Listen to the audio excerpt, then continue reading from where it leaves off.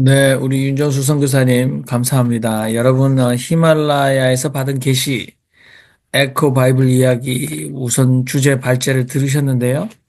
들으시면서 어떤 생각이 나셨는지 모르겠습니다. 저는 평소에 그 미술 하면은 선과 면 그리고 색상으로 꽃을 그리고 꽃의 아름다움을 그리고 꽃의 아름다우심을 그리는 경치, 감취, 흥취를 그리는 예술이다. 뭐 이런 생각을 저 혼자 하고 있었어요. 그리고 음악이라는 것은 소리의 높고 낮고 길고 짧음을 시간이라는 순서에 따라 아름답게 배열해서 우리에게 참으로 아름다운 선율을 제공하는 예술이다 생각을 했습니다.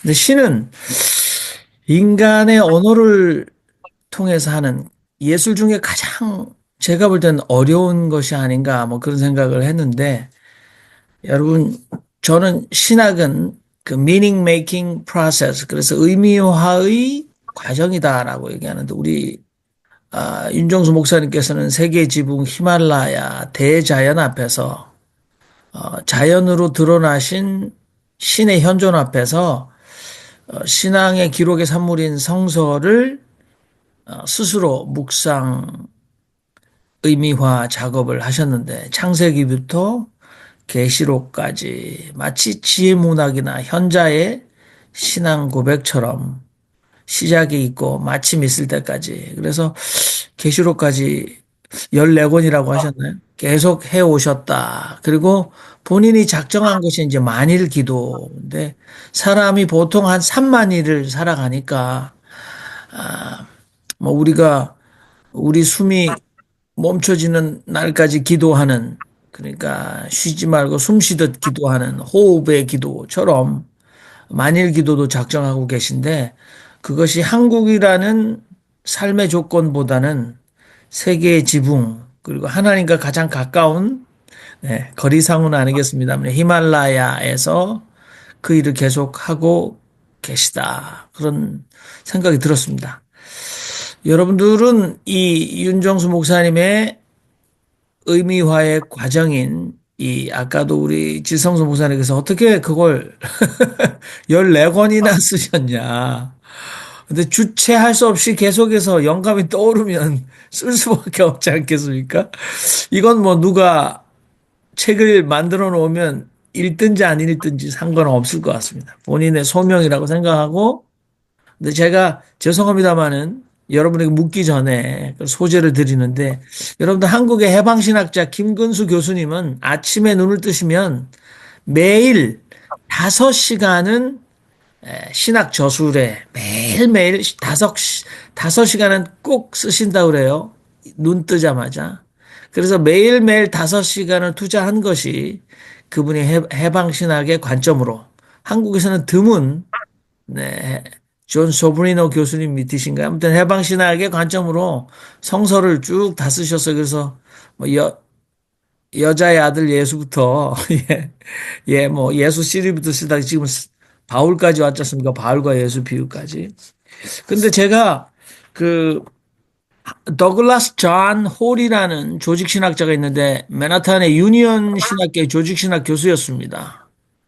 근데 이 사람은 부정신학의 대가죠. 그래서 책을 하나 지었어요. 이 책 제목이 What Christianity is Not. 그러니까 기독교가 아닌 것, 부정신학이죠. 근데 거기 서문에 보니까 나의 손주들에게 이렇게 썼어요. 그러니까 은퇴하시고 이 복잡한 미국을 떠나 캐나다로 가셔서 살고 계신데 보니까 이분이 평생 그 진보신학의 산실인 유니언 신학교에서 평생을 조직신학을 가르쳤지만 결국은 마지막에 자기도 많은 신학 책을 뭐 신론, 뭐 기독론, 교회론, 종말론을 다 쓰셨을 텐데 마지막에 이분이 은퇴하시고 쓴 책 한 권이 뭐 조그맣게 번역돼 있어서 제가 샀습니다. 네. 나의 손주들에게 썼어요. 할아버지가 어떤 사람인지 할아버지는 무엇을 귀중하게 여겼는지 생각하면서 손주들에게 부정신학, 그래서 기독교란 이래서는 안 되는 것이라는 책을 쓰셨어요. 그것도 의미 있는 일이 아닐까? 여러분들은 이제 우리 윤종수 목사님 또는 선교사님의 이 신앙의 의미화의 과정에 어떤 생각을 하고 계시고 어떤 훈수를 또는 어떤 평가를 하시겠습니까? 우리 정숙자 목사님 먼저 마이크 켜셨습니다. 말씀하시죠.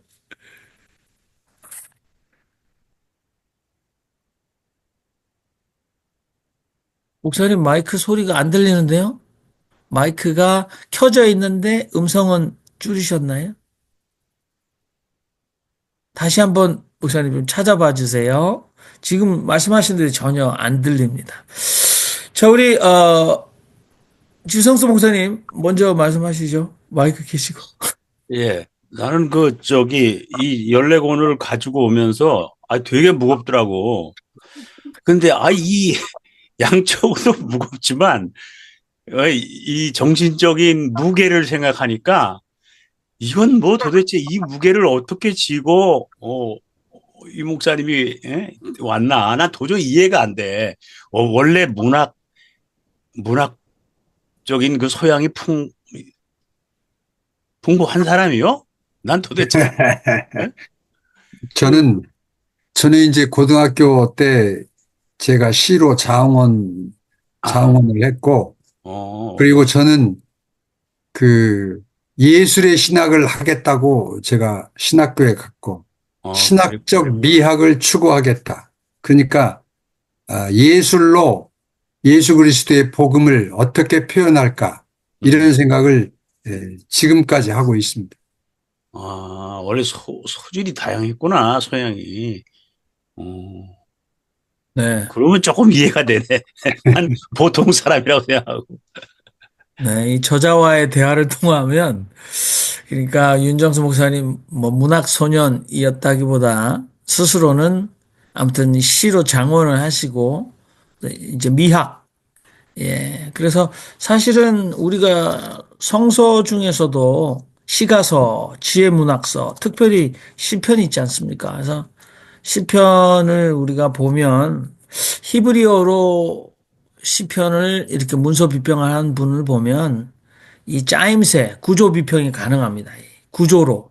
그러니까 의미를 빼고도 알파벳 순서나 그러니까 히브리어 알파벳 순서로 이런 119편이 되든 아주 그런데 우리가 뭐 삼행시 사행시를 짓듯이 굉장히 철저한 어떤 문학적 기법을 다 천재적인 기법을 다 사용하고 있지 않습니까? 그러면서 뭐 탄원시라든지 그래서 그 속에 들어가면 재미없을 것 같은데 분석해 놓은 걸 보면 무릎을 치게 되는 경우가 참 많거든요. 자, 여러분 아무튼 윤정수 목사님 미학적으로 예술 신학을 특별히 예술을 통해서 예술 신학이라는 말은 많이 통용되지는 않습니다. 왜냐하면 하는 분들이 너무 적기 때문에 장르 특히 우리 지성수 목사님 말씀대로 신학교에서 장사가 잘 안 되는 분야거든요. 그런데 본인은 예술로 복음을 꼭 표현하겠다라는 그 어렸을 때 꿈이 결국은 나이 들어서 성인이 되고 목회를 하고 나서 본인에게 찾아온 히말라야에 히말라야에 가서 히말라야 앞에 살게 되는 그 만남을 통해서 그 일이 이루어지고 있다. 굉장히 의미가 있는 것 같습니다. 우리 정수철 목사님 다시 접속하셨는데, 네. 우리가 여성들이 만든 여성 시편입니다. 그래서요, 시편 자체를 살리면서 그 주제가 여성들의 마음에서 나오는 고백, 내용이 그렇게 지금 여성들의 자기들의 고백을 시편 그 틀에서 한 겁니다. 1편에서 20편까지는 제가 섞고요. 모든 사람들이 20편씩 맡아서요. 그 몇십 명이 단체로 써낸 겁니다. 그런 성서를 새로 쓰고 싶은 마음이 있습니다. 너무나 여성들의 예를 들면은 아들로만 얘기하고 자녀라고도 안 쓰고 언어가 이 성차별의 언어로 쓰였기 때문에 그런 것들을 미국에서는 많이 고쳐서 만들어진 성도 있어요. 그런데 우리는 아직까지 거기까지는 못했습니다. 찬송가는 제가 좀 고쳐서 많이 씁니다. 우리는 여성 찬송가로 우리 찬송가, 여자들이 만든 우리 찬송가 이렇게 해서 씁니다. 네, 감사합니다. 오늘 감사했습니다. 네. 네, 네. 거기에서 산속에서 생태의 문화 속에서 쓰시는 시, 그거는 한번 들어보고 싶은 생각이 있습니다. 네. 그 중요한 지적인 것 같습니다.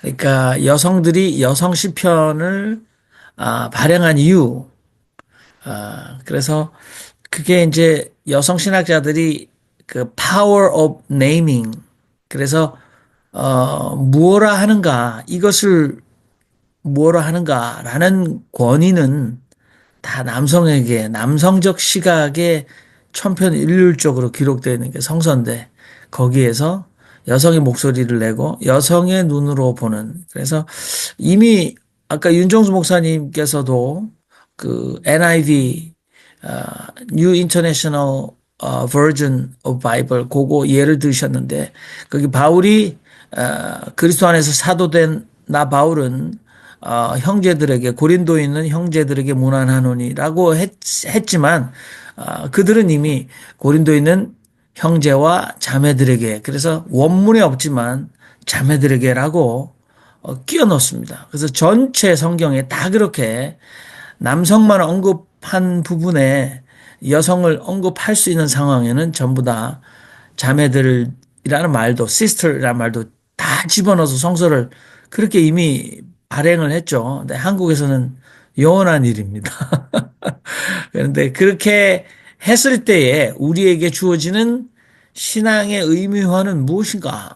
예, 그래서 지금 여러분들 MZ 세대, 특별히 신세대들은 그 바이너리 스트럭처, 남자 아니면 여자라는 이분법적인 사고, 절대적인 이분법이죠. 그래서 트럼프가 다시 여러분들 이 스포츠 팀에 트랜스젠더는 없다 법률을 통과시켰고, 많은 사람들, 신앙을 가진 사람들 앞에 가면 하나님은 남자와 여자를 창조하셨다. 그게 굉장히 중요해요. 그래서 이 다른 성을 인정하지 않죠. 근데 그 바로 하나님도 그렇게 남성 가부장적인 시각으로 쓰여진 성경에 대해서 이 MZ 세대들은 나를 부를 때 he 또는 she라고 부르지 말아달라. 나는 이 바이너리 스트럭처, 인간이 죽을 때까지 벗어날 수 없는 언어의 이중적인 체계인 남성과 여성의 당신의 고정적인 틀에서 나는 벗어나 있는 사람이다. 이렇게 스스로를 천명할 권한은 없는가? 예, 프랑스 철학자가 나는 나를 파괴할 권리가 있다라고 선언한 의미는 뭔가? 뭐 우리가 또 이런 숙제가 우리에게 주어집니다. 자, 여러분도 마이크 편안하게, 오늘은 우리 윤정수 목사님께서 편안하게 에코 바이블 이야기를 하시니까 평소에 여러분들 성서가 얼마나 여러분 삶에 중요합니까? 편안하게 말씀하시고, 특별히 우리 대구 홍동률 교수님 마이크 키셨으니까 좋은 말씀 주십시오. 네, 윤 목사님 좋은 말씀 잘 들었습니다. 하나 궁금한 게 떠올라서 마이크 켰는데요. 벌써 그 네팔 가신 지가 상당히 오랜 시간이 지난 것 같은데 궁금한 게 윤 목사님의 이 책에 녹아 있는 것일 수도 있고요. 제가 책을 못 봤으니까. 어쨌든 네팔 가시고 나서 하나님에 대한 컨셉, 아까 이제 신론 같은 것도 처음에 모두에 말씀하셨는데, 하나님은 어떤 분인가에 대한 이 개념이 한국에서 목회하실 때 하고, 네팔 가셔서 생활하실 때 하고, 좀 변화가 있는지, 사실 좀 궁금한 게 좀 있어요. 혹시라도. 또 하나 이제 관련지어서 조금 질문을 더 확장해 보면, 지금 네팔의 안나푸르나에서의 분위기가 좀 느껴지거든요. 막연하지만. 거기서 생활하는 윤 윤 목사님이 보는 하나님 혹은 성서 하고 지금 네팔에서 만나는 네팔 현지인들이 혹시 네팔 현지인들이 보는 성서 혹은 만나는 하나님이 혹시 다르지 않을까? 조금 더 확장하면은요. 과거에 한국에서 생활하셨을 때 한국에 살던 윤 목사님이 보았던 하나님, 그때 한국의 윤 목사님이 에게 다가왔던 성서의 이미지, 혹은 더 확장하면 한국에도 지금 살고 있는 네팔인들이 한국에도 와 있는 사람들이 꽤 있는 것으로 알고 있는데 혹시 한국에서 살고 있는 네팔 사람들의 눈에는 하나님과 성서가 어떻게 보일까? 어떻게 보일까? 어쨌든 지금 어떤 그 주체와 그 문화적 주체로서의 윤 목사님과 네팔 현지인들 그리고 상황, 한국이라고 하는 이 복잡한 상황과 상당히 안나푸르나라고 하는 전혀 다른 상황이 주는 어떤 그 하나님과 성서의 이미지, 개념의 변화 혹은 차이 이런 것들이 혹시 있지 않을까? 이런 생각이 막연하게 들면서 그냥 여쭤보기로 했습니다. 네. 우리 홍동률 교수님 정말 좋은 질문 주셨고 우리 윤정수 목사님 정리하고 계신데 저는 저한테 안 물으셨지만 한국에서 제가 느끼는 성서는 혐오를 인준하는 성경 그리고 돈을 좋아하는 하나님 머리에 자꾸 떠오르는데요. 우리 윤정수 목사님 어떤 생각을 특별히 처음 먼저 첫 번째 질문 한국에서 목회하실 때 기장 목회자로서 한신 출신의 목사로서 전주에서 목회하실 때에 하나님은 어떤 분이셨고 히말라야에 가서 체험한 하나님은 어떤 분으로 다가왔나. 그다음에 히말라야에서 이렇게 그리스도인이 되신 분들에게 그 힌두교에 오랫동안 또는 어, 불교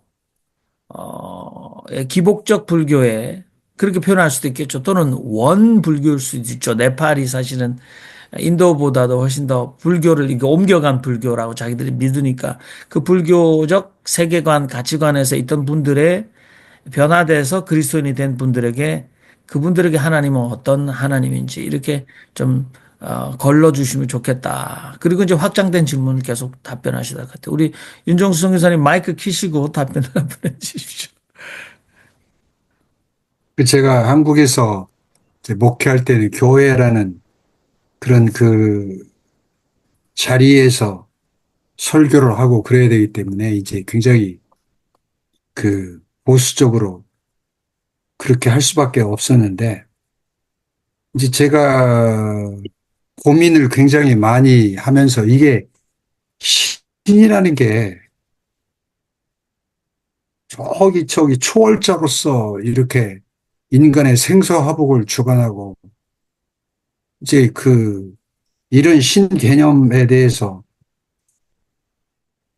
이제 니체가 이런 신은 죽었다. 이런 신은 없다. 우리가 죽여야 된다. 뭐 이런 얘기를 하고 그렇기 때문에 어떻게 신이해를 할 것이냐, 신 개념, 이게 이제 굉장히 중요한데 이걸 가지고 어떻게 할 것이냐, 이게 굉장히 제가 갈등을 많이 했어요.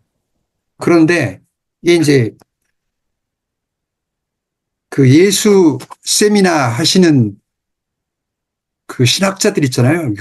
한국 기독교 연구소에서 발간한 책들을 통해서 이게 어떤 목사로서 교회에서 설교하는 이런 게 아니라 정말 넓은 하나님, 우주적인 하나님 이런 것을 이게 교회에서 목회하면서 이런 얘기를 하기가 어렵거든요.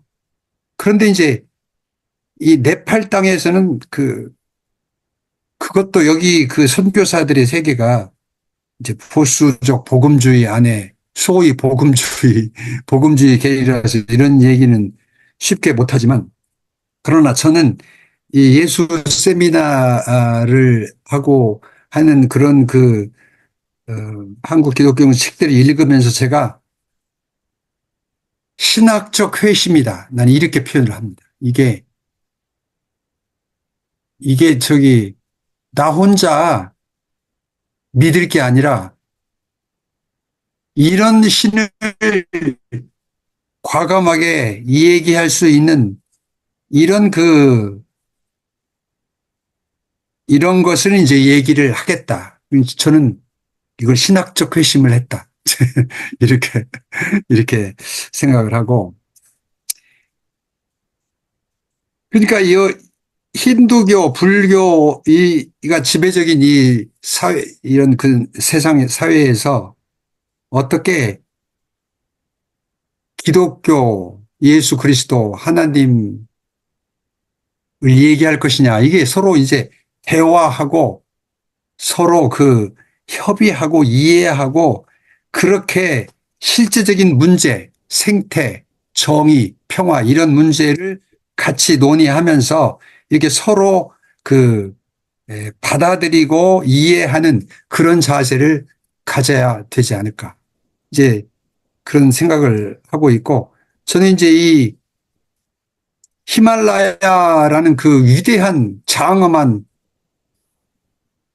그 자연 속에서 정말 더 넓은 의미의 하나님을 추구하고 이해하고 또 기도하고,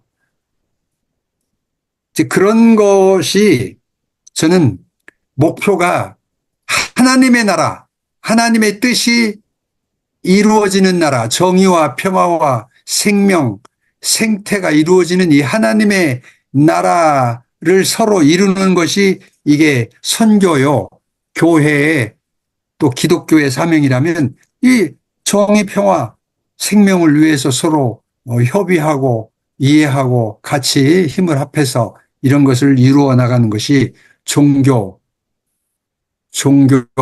사명이다. 이렇게 생각을 하지만 또 실제적으로 그런 문제를 어떻게 이 현장에 적용할 것인가. 이것은 항상 과제입니다. 항상 과제.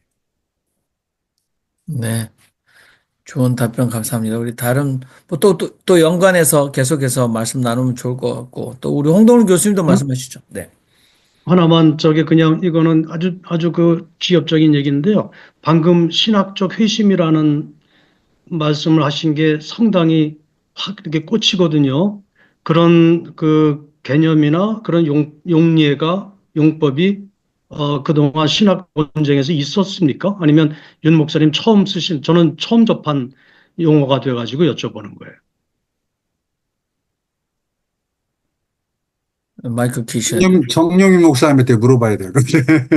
그 이제 사실은 단어는 이렇게 어떤 사람이 쓰기 시작해서 많은 사람도 차용해서 같이 쓰면서 표현을 하려고 하는 것 같지 않지만 언어적인 규정된 이 단어 터미널로지 신학적 회심은 없었지만 또는 쓴 사람은 있을 거예요. 역사적으로 자기 책에 어떤 체험을. 그렇지만 실제로는 늘 일어나는 거죠. 뭐 대표적으로 저 같은 경우는 우리 한신인데 총신이니까 한국의 아주 대표적인 이 꼴통 보수라고 표현하죠.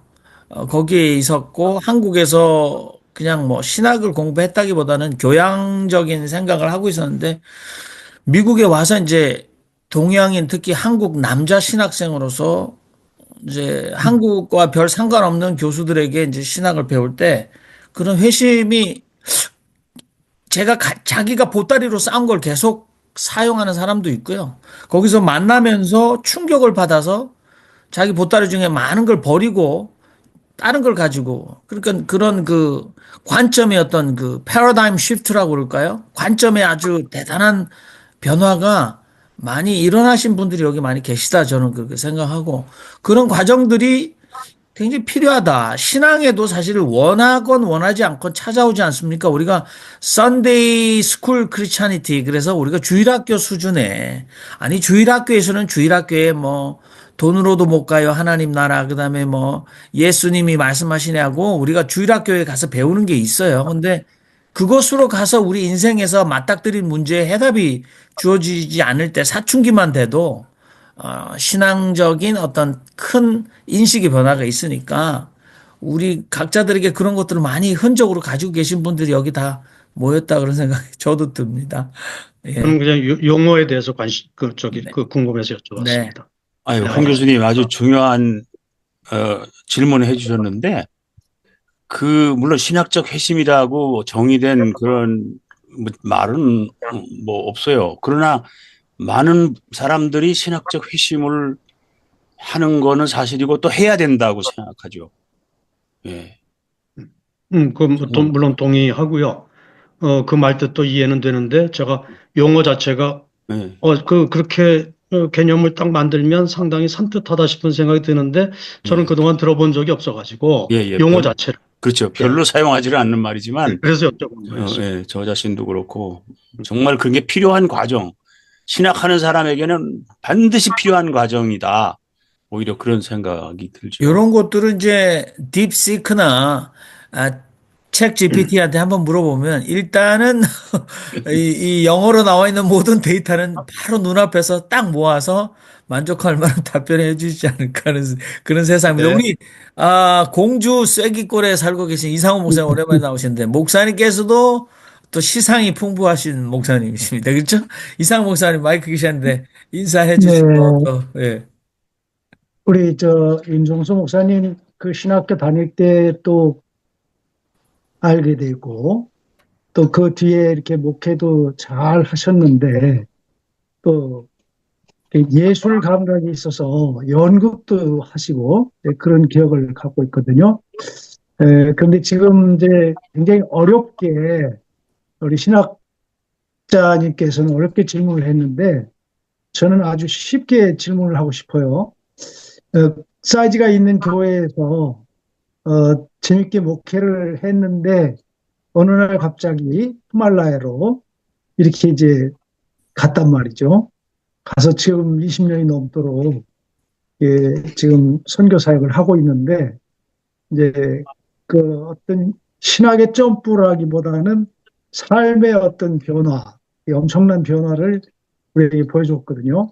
그래서 지금 뭐 2033년을 얘기했으니까 그 말 속에 히말라야의 생활이 상당히 만족하다 이렇게 들려지는데 실제로 이렇게 한국에서 목회하다가 히말라야에 가서 20년이 넘도록 지금까지 있었던 그 삶의 이야기, 나를 뭐가 이렇게 변화시켰으며 의미를 거기에 두는지 그런 그 생활 이야기를 나는 듣고 싶어요. 예.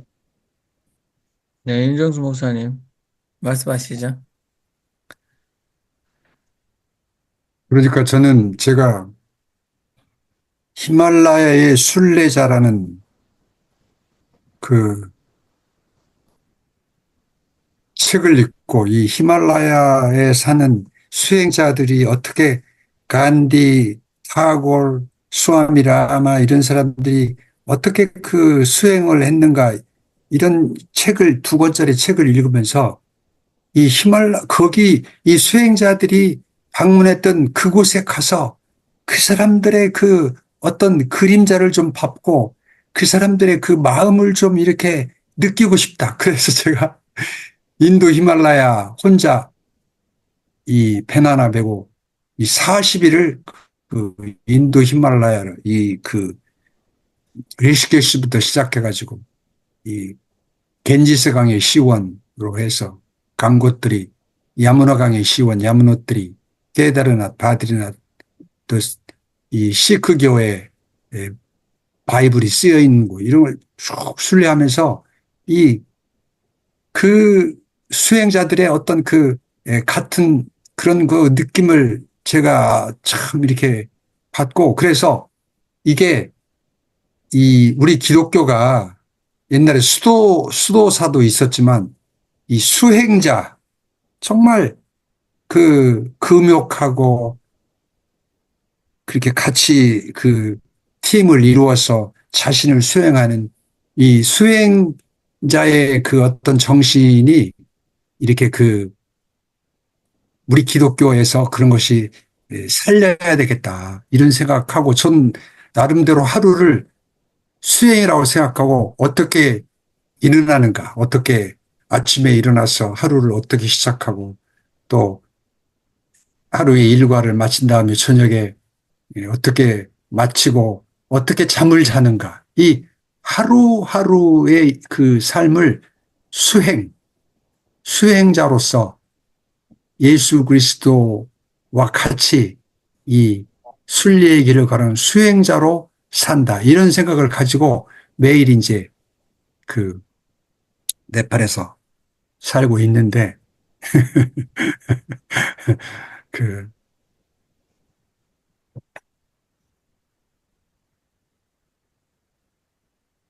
뭐야, 아까 이제 저는 이 기독교의 심장, 마커스 복, 이 책을 읽고 굉장히 이 신학적 회심을 일으킨 이 중요한 책입니다. 기독교의 심장.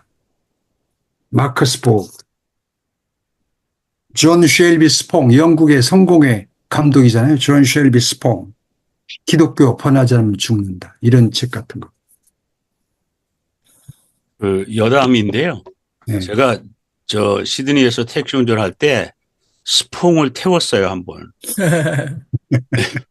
천실히 스퐁을 태웠는데 네. 그 마누라가 나는 그 성공회니까 와이프가 있잖아요. 그러니까 그 보통 깍쟁이가 아니더라고.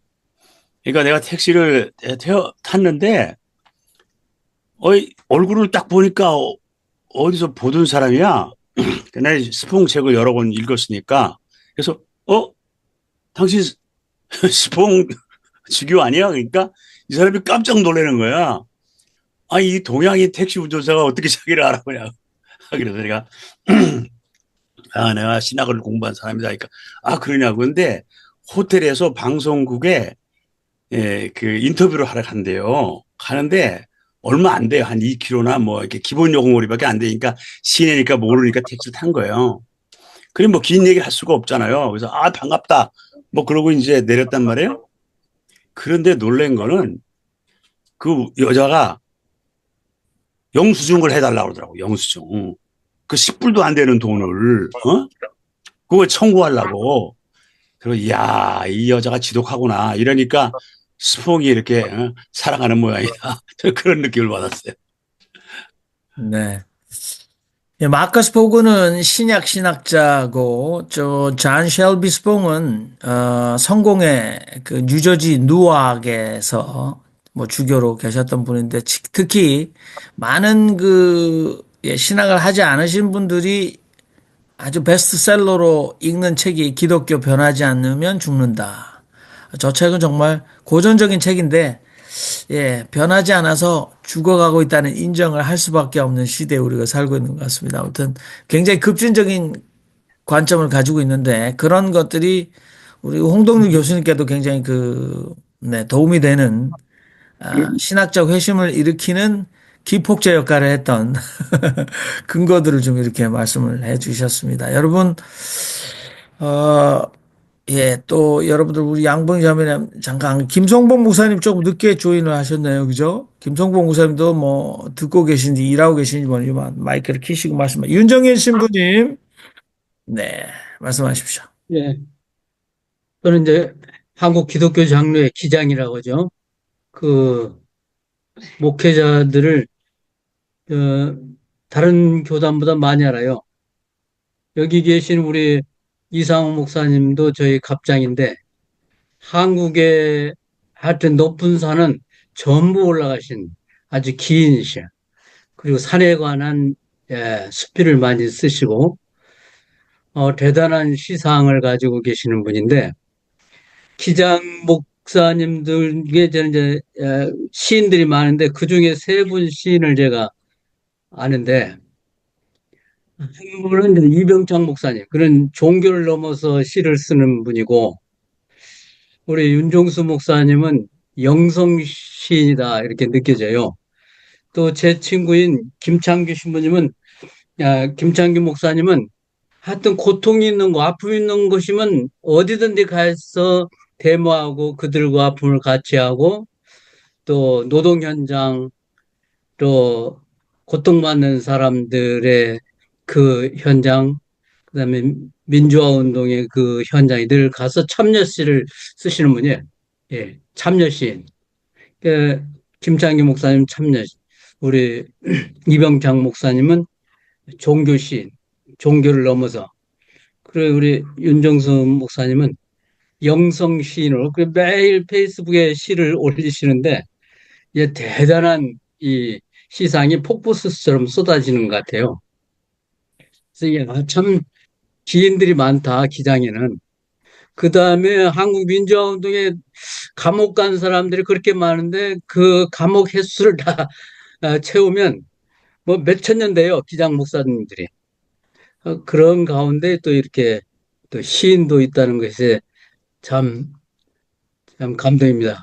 이번 28일 날, 2월 28일, 또 3월 1일 날 우리 카트만두에서 윤종수 목사님을 만나기로 했는데 벌써 저희 숙소 그 안내 다 해놓으셨어요.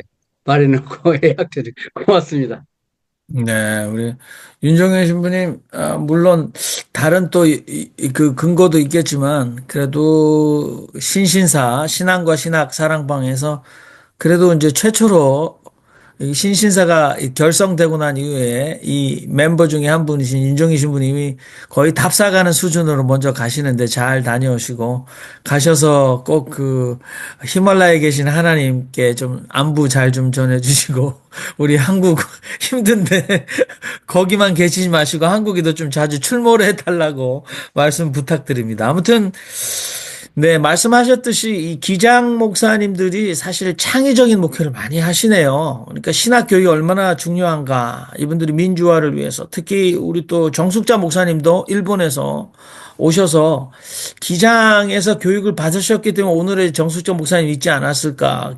정숙자 목사님이 까뜩해서 총신으로 오셨다가는 제가 볼 때는 지금도 목사님 못하고 정숙자 전도사님으로 남아 있어야 되는 이런, 네, 잘 가셨어요. 한신으로. 그래서 한신 목사님들이 그런 게 이상호 목사님 한국에 웬만한 산은 다 올라가셔서 near to God, 하나님께 가까이 가시려는 삶의 실행을 가장 열심히 해오신 분이시고, 윤정수 목사님은 아예 한국을 벗어나 히말라야로 가셔서 예, 노래하는 영성 시인이 되셨는데 아무튼 부럽다 이런 생각이 듭니다.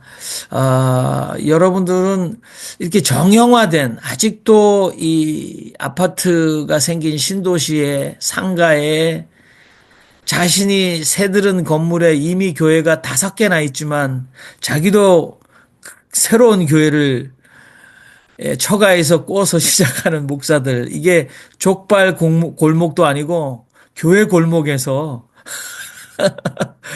자기가 교회 가면 계단 오르락 내리락 해서 별별 이 목사들을 다 만나면서도 경쟁해야 되고 그렇게 살아가는 목사들은 참 어떻게 인생을 저렇게 자기 신앙 소명으로 저렇게밖에 살아갈 수 없는가.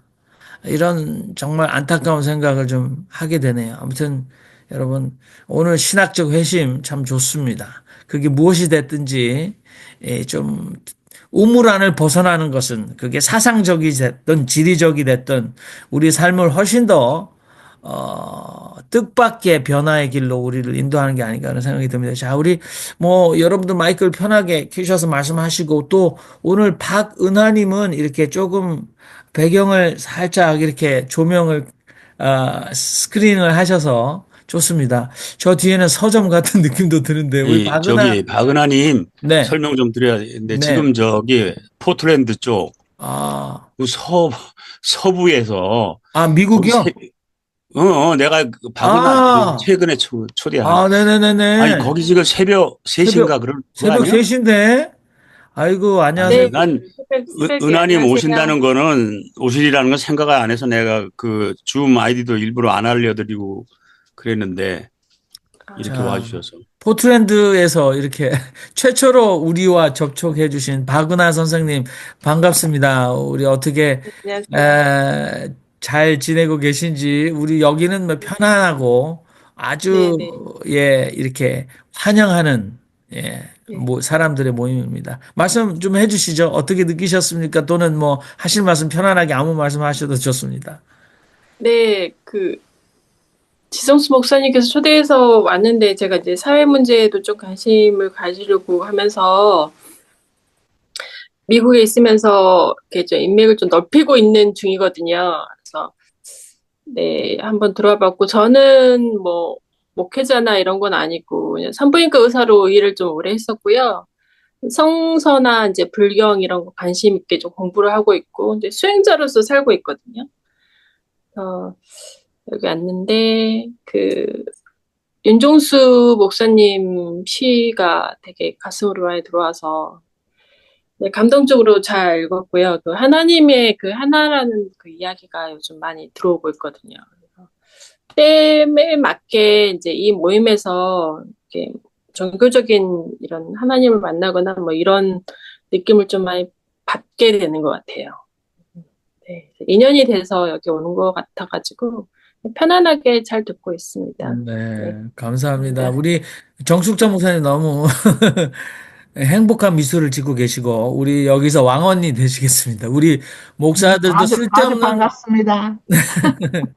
목사들이 쓸데없는 얘기하면 니들은 왜 그렇게 네가 옳다 내가 옳다 그런 얘기로 그렇게 시간을 많이 허비하냐 이렇게 또 찬물 한 바가지 딱 우리에게 주시면 우리가 벌컥벌컥 마시고 정신을 차립니다. 양보영 선생님 이 바위에 건설된 도시 맨하탄 뉴욕시티 그래서 바위에서 이렇게 여성들이 있으면 강해진다. 그래서 양보영 선생님은 여기서 모든 목사들에게 제발 하나님 좀 만나라. 니들 어떻게 하나님도 못 만나고 맨날 책만 그렇게 보고 하나님 얘기를 하냐.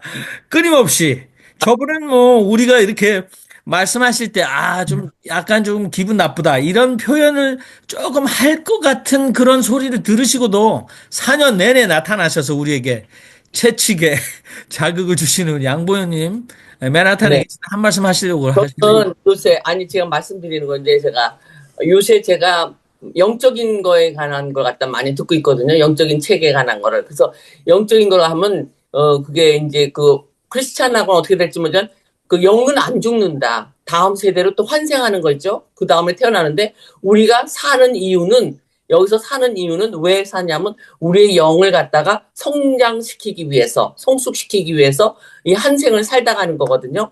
그래서 그게 이제 굉장히 많은 사람들이 경험한 사람들도 많고 그런 거가 있는데 제가 어떤 산부인과 의사가 또 얘기하는 게 있어요. 아기가 막 태어났는데 갑자기 그 갓난 아기가 엄마 하고 얘기를 하는 거예요, 말을. 근데 갓난 아기는 송대가 발달됐기 때문에 전혀 할 수가 없는데 하여튼 그 영은 어떤 영을 타고나는 건데 지금 어떤 거에 보면은 잘난 부모 밑에서 잘난 애가 안 나온다. 그리고 형제끼리도 전혀 그 부모의 DNA를 담는 거는 뭐냐면 육체적인 얼굴에 이런 거 비슷한 건 담지만 성격은 절대 담지가 않아요. 여러분들도 알 거예요. 형제들이 많은데 형제들이 닮은 게 없어요. 그리고 각자 그 영이 다르거든요. 그래서 그 영은 굉장히 돌아가면서 이 세상에 타원하는데 가장 영이 성숙되면은 완전히 이제 더 이상 배울 게 없으면 안 태어난다. 그래서 이제 그때는 하나님하고 같이 이제 있는 건데 그 영이 성숙될 때까지 계속 태어나는 건데 우리가 그래서 이제 악질 나쁜 애가 태어났을 때 그 부모가 그렇게 나쁘냐? 그게 아니거든요. 윤석열이 부모가 그렇게 나쁜 사람이 아닐 거라고 생각해요. 윤석열이 자체는 나쁜 악령을 타고났어요. 그 사람이. 그 나쁜 걸. 그래서 그 고통을 받는 거예요. 그게 인생에 대해서. 그런데 그 나쁜 강도라든가 조폭 이런 애들이 부모가 그렇게 나쁜가 그게 아니에요. 그리고 영이 거기 태어난 거예요. 그 애 자체가. 그렇기 때문에 그 애가 성숙이 돼야 돼. 내가 정말 이렇게 고통받고 사는데 그래서 지옥과 천국이 꼭 있습니다. 지옥이라는 게 뭐냐면 죽어서 가는 게 아니라 살아서 생활하는 게 지옥이고 천국이에요. 정말 피스하고 조이를 누리면서 살다 가는 거는 천국이고, 막 고통스럽게 그냥 김건희하고 저기 윤석열이 얼마나 지옥에 살겠습니까? 저게 지옥이에요. 그러니까 이 생에서 많이 배우고 요 다음 생에서는 내가 정말 두려워하면서 내가 저렇게 살지 태어나지 말아야 되다. 약간의 성숙기가 있어야 되는데 그걸 깨달으면 다행이고 깨닫지 못하면은 이게 정말 큰 일로 이루어지는 겁니다. 그래서 우리가 성숙시키기 위해서 이 생을 타는데, 그래서 이 껍데기는, 지금 태어난 이 껍데기는, 이 육은 아무것도 아니에요. 그러니까 우리가 죽는 걸 절대 두려워할 필요가 없어요. 하나님이 잘 알아서 너는 이 정도까지만 살다가 이제 죽어도 된다. 그래서 우리 목사님 어떤 갑자기 여행하시다 돌아가신 목사님도 계시는데, 그렇게 돌아가실 때도 그것도 하나님의 뜻이에요. 모든 거가 이 세상에 우연은 없다. 모든 거가 하나님의 법칙에 의해서 우리가 되고, 저는 그걸 갖다 깨닫기 때문에 그걸 갖다 깨달음의 연속이고, 그리고 우리가 이 생을 갖다 잘 살다 가야지만 다음 생에서 내가 정말 저 좋은 조건으로 태어나고 천국의 생활을 누리는 거예요. 우리가 죽어서 천국 가는 게 아니고 죽어서 지옥 가는 게 아니라 이 생에서 지옥과 천국을 누리면서 가는 건데, 우리가 그래서 그걸 갖다 영적인 거를 굉장히 깨닫고 영적인 걸 훈련시켜야 된다. 그럼 우리가 있잖아요. 직관이라든가 무의식 이런 게 다 영에서 나오는 거거든요. 그래서 그 악질 영은 악령에 대해서 그 마귀한테 그걸 받는 거예요. 마귀, 김건희하고 윤석열이가 얼마나 그 마귀의 그 어택을 많이 받습니까? 지금도 받고 있는데 반성을 안 해요. 저 사람들 굉장히 지옥에 살고 있는데 다음 생에 또 지옥을 태어날까봐 겁나요. 그러니까 그 영이 그러니까 알고 있다는 것 갖다가 성숙된다. 그래서 제가 이제 다시 그거에 대해서 할 말은 많지만 시간은 없으니까 요 정도를 알려드립니다. 그래서 여러분들도 영적 공부를 해야 돼요. 영성을 하면서 하나님을 깨닫고 다음 생에 그 천국의 지옥은 분명히 있습니다. 하나님도 계시고. 네. 네, 그만 아멘. 이제 말하겠습니다. 우리 네. 양보영 선생님, 우리 박은하 선생님과 또 좋은 얘기, 대화를 이어가실 수 있을 것 같습니다. 우리 경기도 양평에서 대마농사 허가 1호, 그래서 대마 복음을 전하고 계신 김성봉 목사님 마이크 키셨습니다. 우선 원종수 선교사님한테 사과의 말씀드리고요. 네, 제가 그 시간에 여기 참여하지 못해서 듣지 못했습니다. 저기 박은하 교수님, 의사, 우리 산부인과 선생님, 의사 선생님. 교수는 박은하 아니고요. 선생님, 저기 이재명 대표가 그 중도 보수라고 민주당이 중도 보수 정당이 되어야 된다 이런 얘기를 했는데 그거에 대해서 어떤 생각을 가지고 계신지 좀 말씀해 줄 수 있습니까? 바로 갑자기 히말라야에서 그쪽으로 너무 빠지면 우리 윤정수 목사님 지금 에코 바이블 이야기하고 있으니까 지금 뒤풀이 시간 아니야. 아직 뒤풀이 안 시간이 됐는데. 아니군요. 예. 대마 난 복음에 취했어. 왜? 녹화 다 아니에요. 녹화를 하는데 우리 양보영 선생님께서 어떻게 저런 얘기를 다 녹화에 나가도 되는 건가? 우리 양보영 자매님은 상관없어. 누가 되나. 네. 우리 박은하 선생님 조금 있다가 우리 끝나고 나면 영상 녹화가 끝나고 나면 뒤풀이 담화 시간에 편안하게 말씀하시는데 질문 잘 가지셨다가 답변해 주시면 좋겠습니다. 자, 여러분, 우리가 시작한 지 1시간 한 20분이 됐습니다. 이제 마무리를 하고 뒤풀이 담화 시간도 또 갖도록 하는데요. 아무튼 윤종수 선교사님, 기장 목회, 창의적 목회, 그래서 아까 이상호 목사님 말씀으로는 아주 안정적인 목회를 하고 계셨지만 선교지를 방문한 히말라야, 카트만두, 네팔, 거기서 삶의 고초를 옮기시고 그 속에 그쪽에서 사신 20년이 넘으셨다고 하네요. 특별히 목사님이 그 시간 동안 치열한 신앙적 묵상에 또는 의미화의 고민이 14권의 책으로 나왔다. 14권은 출판하시는데 얼마나 경비고 얼마나 힘드셨을까. 근데 그것이 이제 그 목사님의 삶의 그 어떤 흔적들로 결과물로 우리에게 주어져서 또 그걸 잘 나누어 주시고 또 그 일은 그 페이스북을 통해서도 만일 기도해서 계속 되어지고 있다. 그래서 우리에게도 혜택이다 그런 생각을 합니다. 자, 여러분 아까도 우리 홍동열 교수님께서 한국인들이 생각하는 이 윤정수 선교사님의 영감의 원천 또는 영성시의 원천이 됐던 성서가 한국에서는 혐오를 인준하거나 조장하는 근거로 성서가 사용되고 있고 또 한국인들이 사모하고 사랑하는 신은 아주 돈을 좋아하는 신이다. 우리가 이렇게 편안하게 얘기하지만 아무튼 어려운 시대에 그간 존경받았던 인기 있던 목사들의 가치관들이 얼뜻 신문 방송을 통해서 드러났는데 인기에 부합하는 것인지 아니면 책임을 스스로 살아온 만큼 자신의 정체를 드러내 버리고 폭로시킨 것인지 정말 이제 한국 기독교 변하지 않아서 죽는 길밖에 남지 않았는가 이런 고민을 하게 되는데요. 자, 여러분 교회라는 공간 정말 우리 이현주 목사님은 나의 어머니 나의 교회요 이렇게 해서 자신을 이렇게 영적으로 자라나도록 도왔던 자궁과 같은 또는 어머니 품과 같은 교회를 추억했는데 이제는 그런 추억도 우리에게는 이 MZ 세대에서는 그런 것도 없는 것 같다. 그래서 교회에서 소년보 목사 같은 사람들이 시키는 극우 교육, 거기에 방향을 잃어버리고 쏠려버린 젊은 이 취업 준비생들의 삶의 현장을 보여주는 TV 프로그램을 보면서 참 경악했습니다. 민달팽이족이라고 그러죠. 집 없이 옥탑방에서 서울에서 경쟁하며 직업을 준비하게 하는 취업 준비생들이 갑자기 빠져버린 극우주의. 누구의 책임일까? 뭐 그런 고민을 하게 되는데 왜 그들의 삶을 더 값지게 만들어내는 영감은 어디서 나올까? 이젠 더 이상 목사들의 설교에서는 나오지 않는 것 같은데요. 자, 여러분 마무리하면서 특별히 여러분 하실 수 있는 말씀 좀 하시면 좋을 것 같고요. 제가 마지막으로 다들 말씀하셨는데 우리 일본에 계시고 또 이 미학 특히 공공철학을 해오신 우리 김태창 교수님은 연세가 90세 어르신인데요.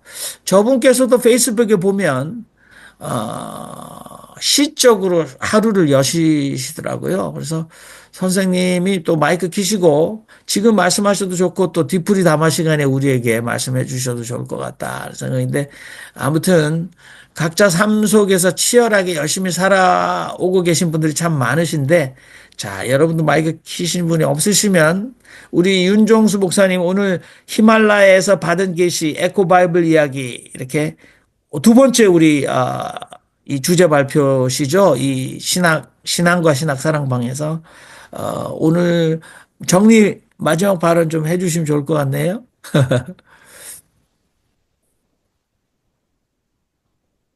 기록이 중요하다. 기록, 적자, 생존, 적는 자만이 살아남는다. 그러니까 기록으로 남겨야 된다. 이런 얘기 하고 싶고요.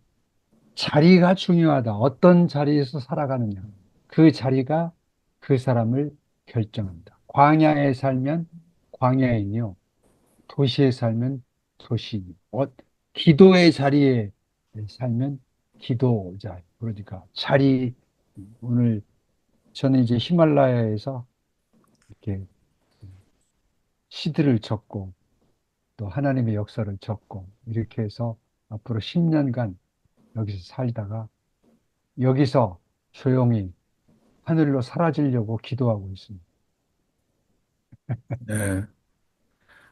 예, 좋습니다. 네, 우리 윤종수 선교사님 히말라야에서 받은 계시 에코 바이블 이야기 여기서 우리가 오늘 마무리를 하고 또 좋은 발제를 해주신 것에 대해서 감사드리고 제가 녹화를 끝내도록 하겠습니다.